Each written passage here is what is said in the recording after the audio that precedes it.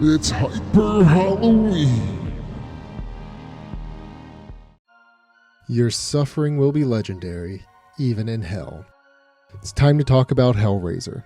I couldn't decide which Hellraiser film to add to the list, so I'm adding the first two movies of the series. The Hellraiser series is known for two things, the puzzle box and Pinhead, although Pinhead only gained that name from the fans.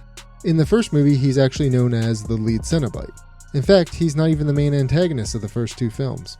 Anyway, I really like the sequel Hellbound, but without talking about Hellraiser, I don't think I could do it justice.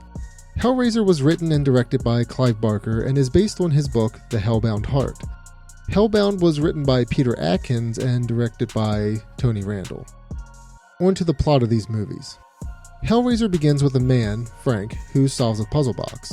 The puzzle box summons chains to emerge and rip Frank apart.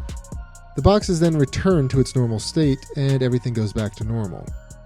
Sometime later, Larry, Frank's brother, moves into Frank's house with his wife Julia and daughter Kirsty.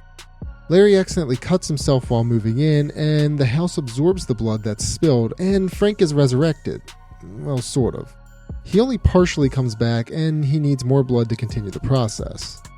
He uses Julia to lure men into the house to kill them for Frank. The process becomes complete, except that he needs skin, so he chooses his brother and becomes Larry. While all this is happening, Kirsty spies on Julia, learns about Frank and the puzzle box. Kirsty also ends up solving the puzzle, and this is the first time that we get to meet the Cenobites. You see, the Cenobites are creatures that can't really distinguish pleasure from pain, and so they kind of mix the two. Each of the Cenobites have a unique look and have painful things done to them. Whenever someone solves the puzzle box, it summons the Cenobites and they take the person that solved the puzzle and inflict pain on them. The Cenobites are about to take Kirsty, but she informed them that Frank escaped and she's given a chance to prove it. This is where everything goes crazy and the end of the movie feels like a roller coaster ride. The second movie picks up where the first one leaves off. Kirsty receives visions of a skinless person asking for help.